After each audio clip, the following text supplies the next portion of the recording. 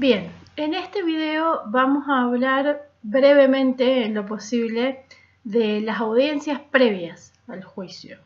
Venimos diciendo que la teoría del caso se tiene que construir desde el momento cero, que los distintos momentos del proceso penal tienen relevancia para ver qué decisiones yo tomo de acuerdo a la teoría del caso, y en cada momento voy a poder tomar distintas decisiones. Y ahora yo quisiera sistematizar un poco eso y hablarles de las distintas audiencias que se pueden presentar o las que más frecuentemente se presentan en un proceso penal que está encaminado para llegar a juicio, ¿sí?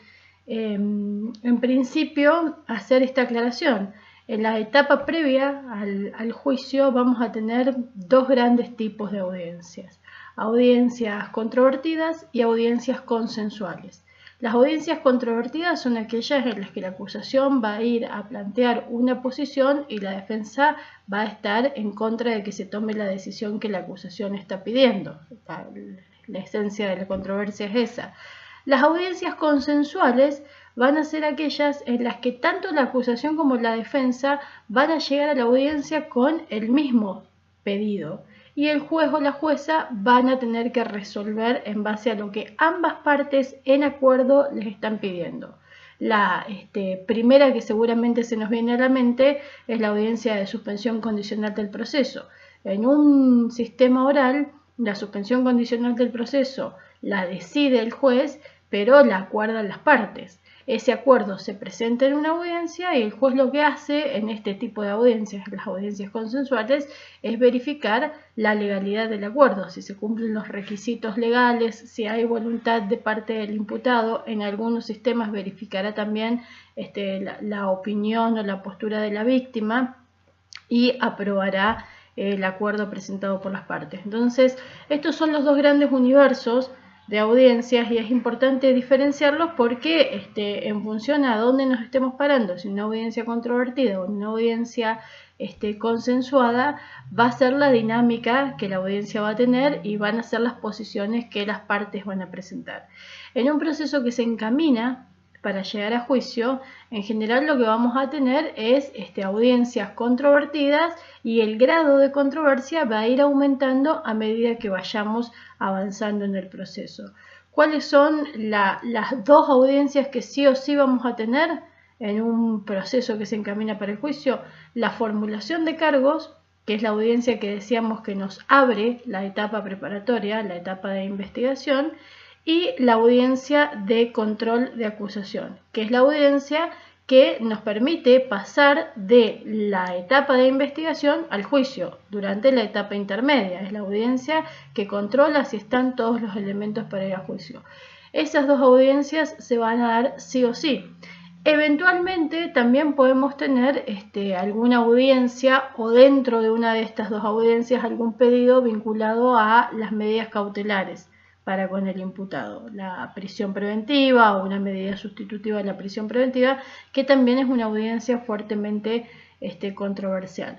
Pero les decía, a medida que avancemos en el proceso, la lógica nos indica que el grado de controversia va a ir aumentando, porque si nos encaminamos a juicio, la acusación, por su parte, va a fortalecer su caso y los elementos que tiene para probar su caso en el juicio, y la defensa, por la otra parte, va a querer o bien impedir que se llegue a juicio o bien posicionar una visión distinta del caso. Entonces, cuanto más cerca estamos del juicio, más controvertido se vuelve el proceso. ¿Qué significa esto? Que la audiencia de formulación de cargos es una audiencia donde, si bien pueden presentarse dos posiciones en contrario, el grado de controversia va a ser mucho menor. ¿Por qué? Y me interesa señalar esto y dejarlo claro. Cuando nosotros vamos a una formulación de cargos, en general estamos en los momentos iniciales de un proceso. La información que tenemos es escasa y todavía no sabemos cuál es la calidad de esa información. ¿Se acuerdan que en algún momento hablamos de que una de las tareas que vamos a tener durante la investigación es verificar la credibilidad de las fuentes de información, de la evidencia que nosotros vamos recolectando? En el momento inicial de un proceso, todo es mucho más precario, porque nosotros recién estamos conociendo el caso, porque recién estamos tomando las primeras decisiones, porque estamos haciendo proyecciones sobre la base muchas veces de supuestos que tenemos luego que confirmar a lo largo de la investigación. Entonces, del lado de la acusación, el nivel de calidad de la información que presente siempre va a ser bastante más precario que en la medida que avance. Y del lado de la defensa, si bien la defensa en este primer momento no tiene una obligación de presentar información, sí lo que tiene es menos información también para ver qué decisión toma. Cuando yo voy a una formulación de cargos, salvo que se vaya a discutir también la procedencia o no de una medida cautelar, que es otra discusión, en general yo como defensora voy a ir a sentarme a escuchar qué tiene para decir la acusación, porque es la acusación la que tiene la obligación de acreditar que tiene supuestos suficientes para iniciar una investigación. Entonces, por eso en algún momento yo les decía, es una audiencia que tiene un corte más administrativo, si se quiere. ¿Para qué nos interesa a nosotros la formulación de cargos? Por un lado, para que la defensa sepa que se está investigando a una persona por determinado hecho, y por otro lado, para que legalmente empiecen a correr los plazos. Digamos, esas son las dos grandes finalidades que tiene la formulación de cargos. Poner en conocimiento de la persona el hecho por el que se le está investigando y el delito que se está calificando y hacer correr los plazos. Entonces, la audiencia de formulación de cargos en términos concretos debería ser una audiencia muy corta, digamos, una audiencia de 20 minutos de duración, en donde la Fiscalía haga una referencia concreta al hecho que va a investigar, enuncie la evidencia con la que en este momento cuenta, los elementos probatorios con los que en este momento cuenta, califique ese hecho y pida la autorización para abrir la investigación. ¿Qué puede pasar del lado de la defensa? Eventualmente la defensa podría pedir aclaraciones sobre el hecho que se le está imputando a la persona investigada. Si el hecho no es claro, si de repente en esto que hablábamos en el video sobre teoría del caso, en lugar de imputarme un hecho, me imputan abstracciones, digamos, dicen Leticia con fuerza en las cosas y se introdujo en la casa de José y sustrajo bienes, muebles, fungibles, en realidad no se me está imputando un hecho. Si se relata de esa manera, se me están imputando categorías abstractas propias del tipo penal de robo. Y yo lo que necesito en la audiencia de formulación de cargos es que digan, Leticia con una pinza rompió la cerradura de la casa de José, que estaba cerrada con llave, entró haciendo esa rotura en la puerta y se llevó un televisor, 500.000 pesos, etcétera, etcétera. Porque de eso es de lo que yo me voy a defender. No es lo mismo que me digan un televisor, porque yo ya sé que tienen que encontrar algún indicio de que yo tuve un televisor que no era mío, que me digan bienes muebles fungibles, porque eso es el universo de cosas. Entonces, la audiencia de formulación de cargos es para bajar del tipo penal al hecho concreto. Digamos, yo lo que tengo que hacer como fiscalía es decir, bueno, voy a ir por robos. ¿Cuáles son los elementos del robo? La violencia en las personas o la fuerza en las cosas. ¿Qué elijo? Fuerza en las cosas. ¿Cómo se dio la fuerza en las cosas? Porque esta tipa con una pinza rompió la puerta, rompió la cerradura y así entró. ¿Cuál es el otro elemento? El desapoderamiento de bienes muebles, de bienes ajenos. Bueno, entonces, ¿qué se llevó esta mujer en concreto? Se llevó un televisor y se llevó... Ese es el link que yo tengo que hacer en la formulación de cargos, bajar de los elementos del tipo penal a un relato fáctico concreto. Eventualmente voy a anunciar también, voy a decir de qué tipo penal se trata y voy a anunciar esto que les decía, los elementos probatorios que tengo. Pero ojo, estoy abriendo la investigación. Esto es toda una discusión en muchos sistemas procesales, porque hay quienes exigen que en la formulación de cargos básicamente vaya y diga, tengo 15 testigos y tengo la pericia sobre la cerradura donde encontramos la huella de Leticia. Si tienen todo eso, ya cerraron la investigación. No es necesario que abran la investigación porque ya tienen toda la prueba. En general, ¿qué voy a tener yo cuando abro una investigación?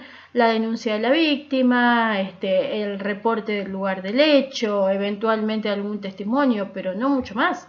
porque si tengo más, quiere decir que yo ya avancé en la investigación.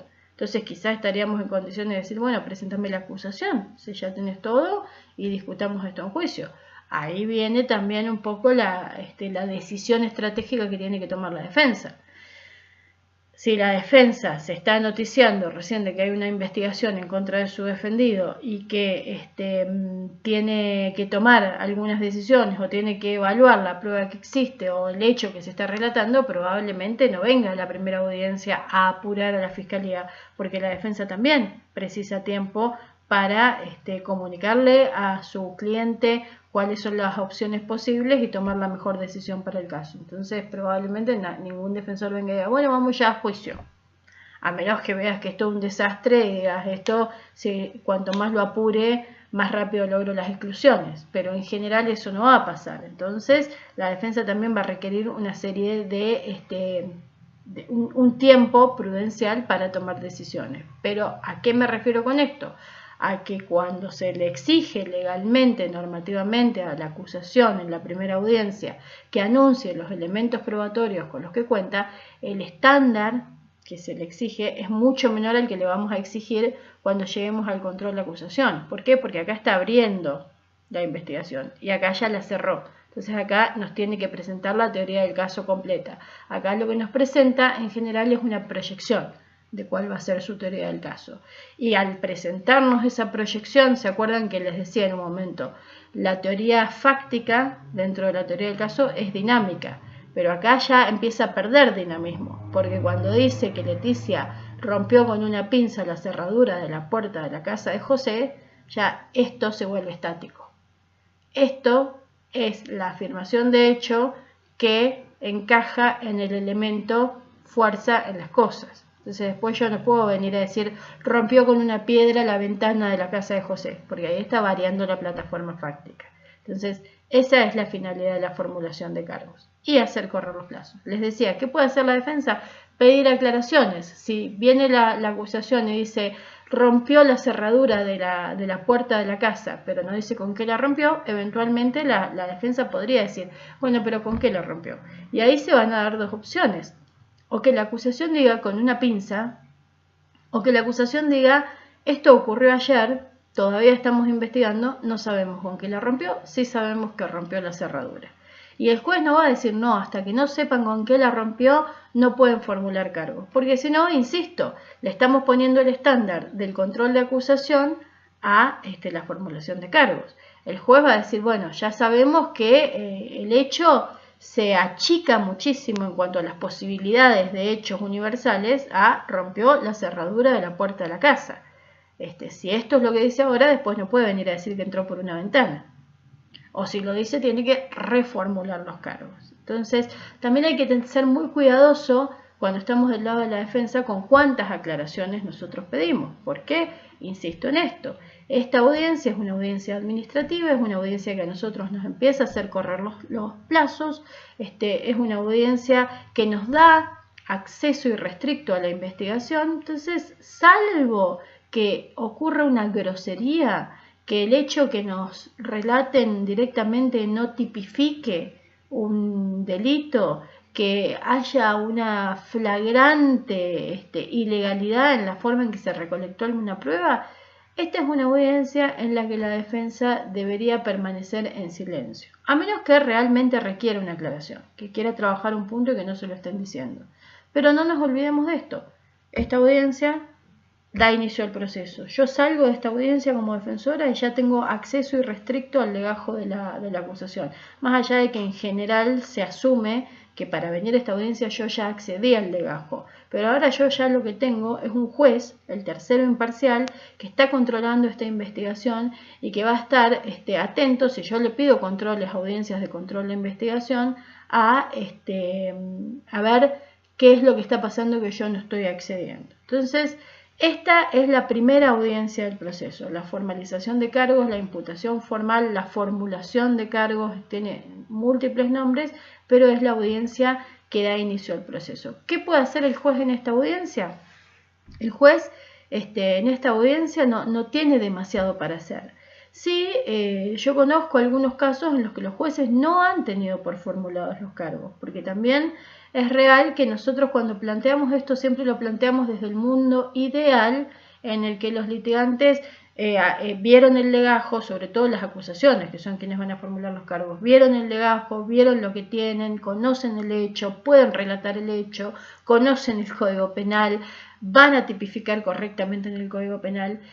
Y a veces no se da esto. A veces te encontrás con un fiscal que acaba de recibir el legajo por X razones, puede ser por irresponsabilidad o puede ser por dinámicas propias de la fiscalía. Viene, se sienta y cuando se sienta empieza a relatar algo que no tiene ningún sentido, porque se pone a verlo en el momento. Esto también es muy importante de asumir. Nosotros no podemos ir a una audiencia pensando que en ese momento vamos a poder desarrollar el relato que esa audiencia nos exige o desarrollar el contenido concreto que esa audiencia nos exige. Las audiencias hay que prepararlas porque, como les decía, yo conozco casos en los que ha pasado esto, ha venido el fiscal o la fiscal, se han sentado, han hecho un relato sin sentido y los jueces no han tenido por formulados los cargos. Porque el hecho de que se presenten todas estas ventajas, que empiezan a correr los plazos, que la defensa tiene acceso a la investigación, que ya el caso está judicializado, entonces tiene otro tipo de controles, no quiere decir que yo pueda venir y decir, faltaron de la casa de José un televisor y 500.000 pesos y por eso le imputo el robo a Leticia. Porque ahí no estoy relatando ninguno de los elementos del tipo penal de robo. No estoy ni siquiera diciendo cómo Leticia se vincula con esa falta, cómo se vincula con un eventual hecho que tampoco estoy relatando.